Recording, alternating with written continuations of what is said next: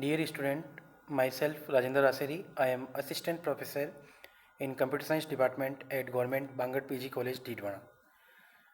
Dear student, in the previous lecture we discussed various concepts about database and management system. We discussed various levels of abstraction, schema, relation, instance of a relation, what are the various meaning of the attribute, how we can put the data in our relation or in our table. Okay, then the basic structure of the SQL query we have discussed. In that, select command is there, from command is there, and where command is there. So we have discussed or we have practiced one or two queries also based on that. On SQL, we will be focusing in more detail in the upcoming lecture. In today's lecture, we will be focusing on relational algebra operation fundamentals, right? So in relational algebra, there are various operations involved, right?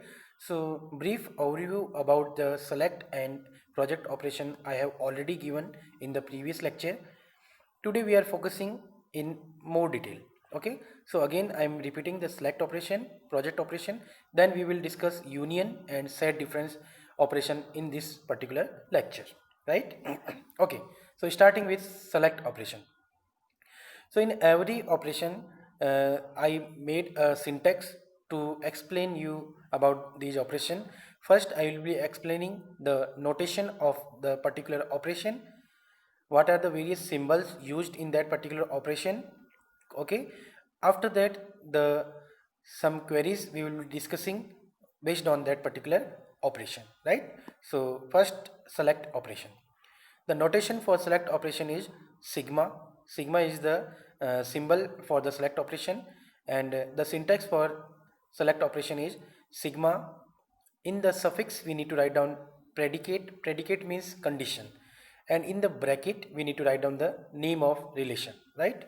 So here if you see, P is called the selection predicate. Selection predicate means the predicate or the condition based on which the database will extract the rows and it will put those rows or those tuples in the output, right? So how to define the select operation? The format is sigma of P in bracket relation R is equal to, it will return those tuples, the tuples here named as T. So it will return T such that, vertical sign is called as such that T belongs to R. All the tuples belongs to relation, given relation, and the predicate of should be satisfied for those particular tuples, right? So here P is a formula in propositional logic or propositional calculus. It can consist some logical operation like and, or, and not. Okay, so in each term we can write down some operator in between the attributes, right? So there are some operator like equal, not equal, greater than equal, less than equal. Okay, so one example is coming in my mind. Suppose in the previous lecture I have given you a relation named as account. In that particular relation there were some columns, right? Like branch name, account information, salary information. Okay, so if you want to extract those rows or those tuples which are corresponding to the parish branch, okay, so all the information from the account relation having the branch name as parish. Okay, so how to write down with the help of select operation? Sigma, at place of predicate we need to write down the condition. What is the condition here? Condition is that the branch name should be parish. So sigma branch name equal to, in inverted comma we need to write down parish, and it is extracted from which relation? Account relation. So in bracket we need to write down relation name as account. So the whole operation becomes sigma branch name equal to, in inverted comma parish, and in bracket we need to write down account. So it will return those tuples from the relation account which are corresponding to parish branch, right? Okay, now one more operation is there, project operation. So before taking the example, I am just explaining the project operation notation how to use the syntax of the project operation, and then some example we will be discussing, right? So project operation, the notation is symbol is pi. In the suffix we need to write down a1 a2 up to ak, and in bracket we need to write down relation. Here pi is the symbol or notation for the project operation. A1 A2 all are the columns, or we can say attributes, which we want to put in our output, and these are extracted from which relation? The name of the relation will come in the parenthesis, right? So here A1 A2 up to AK are the attribute name and R is the relation name. Okay, now the result is defined as the relation of k column obtained by erasing the columns that are not listed. Okay, now see, duplicate rows removed from the result. Since relations are sets, okay, we can remove the duplicate rows.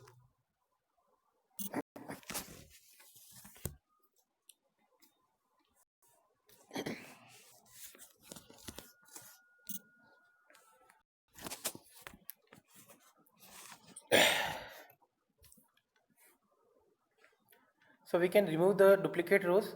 Now see, pi is the notation, and in the suffix we need to write down the attributes name. Suppose here attributes are a1 a2 up to ak, in bracket we need to write down relation name. Okay, so the result is defined as the relation of k column obtained by erasing the columns that are not listed. So we need to omit those relation which are not written in the suffix, right? Now duplicate rows are removed from the result since relations are set. Inside there cannot be a duplicate values, so we need to remove the duplicate rows. Okay, and this will be done by the query optimizer automatically, implicitly we can say. Now if we want the branch name attribute from the account table without putting any condition, any predicate, then how to write down with the help of project operation? So using the notation pi. Now we want all the information from the account table. So in account table there are two column, account number and balance. So how to write down? Pi, in the suffix we need to write down the required column. Here the required column is account number and second column is balance, and in bracket we need to write down the name of the relation. The name of the relation is account. So it will give those tuples or those columns corresponding to account relation with which are having the name, account number and balance, right? One more example we are picking from the project operation. Suppose here a relation is given. In the relation there are three columns named as A, B and C. If you see in this table or in this relation there are four rows. First row says alpha corresponding to column A, 10 corresponding to column B and 1 corresponding to C. Similarly alpha 21, this is the second row. Third row says beta 31, fourth beta 40 and 2. Okay, now see, if we want to extract only column number A and column number C, then we have to use project operation. Now how to write down project operation query? So the symbol is pi. We want A and C, so in the suffix we need to write down column name as A comma C, and these are extracted from which relation? R. So in bracket we need to write down R, pi A comma C in bracket R. Okay, so it will give the relation as the relation become A corresponding to A column all entries, corresponding to C column all entries. Now if you notice in this particular relation, intermediate relation, first row alpha 1, second row is also alpha 1. So there is a duplicacy, and pi operation will implicitly remove the duplicacy. So alpha 1, first row and second row, among these two rows only one row will be taken, so that redundancy will be removed, right? So alpha 1 will be taken, only one instance. Alpha 1 will be first row in the output, beta 1 second row and beta 2 third row. So in the final output of the query pi A comma C bracket R, alpha 1, beta 1 and beta 2. Okay, now next operation is union operation. Now union operation, as the name implies, in the mathematics also you have uh, already you have gone through the union operation. In union operation what we used to do, there are two set and we need to combine both the set. If the entries are in the first set and entries are not in the second set, then in the output set the entries will be taken from first set. If there is entry not in first set and it is present in the second set, then in the output entries will be taken from the second set. And third case, if entries are or elements are present in both the set, then only one instance of the element will be picked and it will be added into the output. The same concept will be applied here in database also while we are using union operation, right? So just by taking an example, I am explaining how union operation can be implemented in database. So suppose here I have taken two relation. First relation name is R and second relation name is S. If you see in relation R, there are two columns named as A and B, and there are three rows, alpha 1, alpha 2 and beta 1. Similarly, in second relation, there are two columns A and B, and the attributes are attributes value corresponding to A is alpha beta and corresponding to B is 2 3. So the rows are alpha 2 and beta 3, right? R relation, similarly S relation. Now our purpose is to combine both these operation with help of union operation. So R union S, the notation is U, capital U, and we need to write down first relation operator or operation name is U and then second relation S. If we apply this, then according to the concept of union, the entries will be picked, the tuple will be picked from relation first. If they are not present in the relation second, they will be added in final output. Similarly, if they are not present in relation R and presented in the relation S, then also they will be picked and added into output relation. And if they are not present in both the relation, then they will not be picked.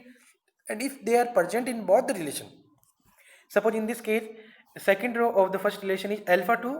Similarly, first row of the second relation S is alpha 2. Alpha 2 common. So we need to pick this row only once. So in the output, if we see first row alpha 1, if we will check that alpha 1 is present in second row, second relation also or not. So alpha 1 taking from the relation R. Alpha 1 is not present in relation S, so it will be picked and it will be added into final relation. First row is clear. Second row from the relation R, alpha 2. If you see alpha 2, again check alpha 2 is present in the second relation or not. Alpha 2 is present, so we need to take only one occurrence. So if we are taking from R relation, clear, then it will not be taken from the S relation. Okay, so and then in the third row beta 1 is there, so it will be picked from the first relation. We will be checking that beta 1 is present in the second relation or not. So beta 1 is not present in the second relation, so we will pick beta 1 from the R and it will be added into final relation. Similarly, we will check the second relation S. In second relation S, alpha 2 work has been done. Next row is, next column is, or next tuple is beta 3. So beta 3 is not present in relation R, so that will finally added into the relation, output relation from S relation. So from S relation only one row is coming, that is beta 3, and from R relation there are 3 rows coming. So in the output there are total 4 rows there. Okay, so that's all from union relation. Now next relation is, okay, union operation. Some notations are given, so we have already discussed the example. Now some notation. So in union operation, the notation is capital U, and how to define it in the relational algebra manner. So R union S, we can say, is equal to a set having the tuples such that the tuples are belongs to relation R, or we can say these are belongs to S.